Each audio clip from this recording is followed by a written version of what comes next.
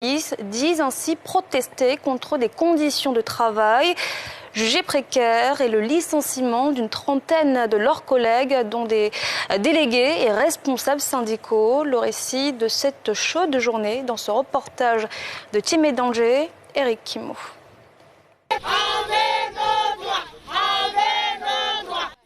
Des travailleurs de l'unité de contreplaqué Nguyen Li Industrie au PK27 de la nouvelle zone industrielle de Yopougon, sur l'autoroute du Nord, se soulèvent.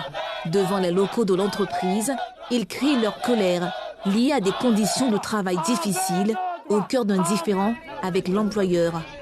Un travail qui a travaillé 2 ans et vous, il n'est pas embauché, il réclame ses droits et tu envoies les corps à pied pour le gazer. Le sous-préfet est venu intervenir, on lui a dit la vérité, monsieur, il faut respecter les lois. C'est la loi de la Côte d'Ivoire, c'est le code du travail qui le demande. Les enfants demandent quoi? Le strict minimum. Être payé au SMIC, 346 francs par heure. Payer l'indemnité de transport qui est de 1000 francs par jour. Dans le mois, ça fait 30 000. Donc les majorations, les gratifications, tout ça, vous ne payez pas. À leur infortune vient s'ajouter le licenciement d'une trentaine d'employés au motif de la mise en place d'un syndicat pour la défense de leurs droits. Pour les meneurs, la législation du travail est ainsi piétinée et leurs droits bafoués. On travaille au fou, le feu brûle les amis ici. Il n'y a même pas une boîte à pharmacie, ni même pour dire qu'il y a une infirmerie même pour prendre soin de quelqu'un ici. On fait travailler des femmes de 7h à 19h.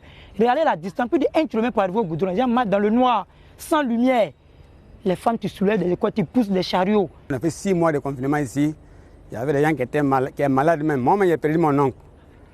Quand il a demandé permission, ils ont refusé de me donner permission. Et puis il y a un, il dit non. Il a dit à l'entraînement qui me dit que mon oncle a fait beaucoup d'enfants. Sans moi, on peut, il devait devoir enterrer mon oncle. Saisis de la grogne, des représentants de la centrale syndicale Feuzassi descendent sur les lieux. Les portes de l'entreprise leur sont hermétiquement fermées. Vous imaginez qu'en Côte d'Ivoire, des gens travaillent 11 heures par jour pour 2500 francs. 11 heures. Là où la loi dit 8 heures pour au moins 4000 à 4500. Ils sont à 2500. Sur ces entrefaits, nous avons été saisis en tant que centrale pour essayer de mener la négociation avec le patron. Mais nous sommes arrivés, toutes les fois que nous sommes arrivés, la porte nous a été fermée. Et pourtant, nous venons pour prêter nos bons offices pour que la situation se décante aussi bien pour les patrons qui est dans l'illégalité que pour les travailleurs qui sont dans la précarité. Mécontents, les émissaires de la centrale affiliés appellent le gouvernement à ouvrir les yeux sur les cas de maltraitance dans les unités industrielles du pays. En Côte d'Ivoire, il y a encore des entreprises où les travailleurs sont maltraités chez eux. Notre rôle là, c'est de faire en sorte que les Ivoiriens restent chez eux.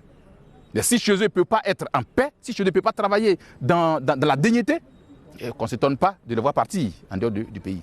Les entreprises qui viennent de l'extérieur, on les encourage. Mais quand on vient en Côte d'Ivoire, qu'on sache qu'il y a une législation qui existe pour encadrer le travail. Qu'on ne fasse pas ce qu'on a envie de faire parce que nous ne sommes pas dans une jungle.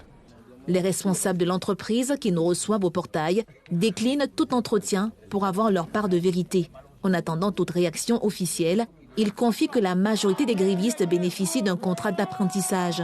Quoi qu'il en soit, reste attendu l'éclairage de l'employeur sur la crise qui affecte le service dans cette entreprise de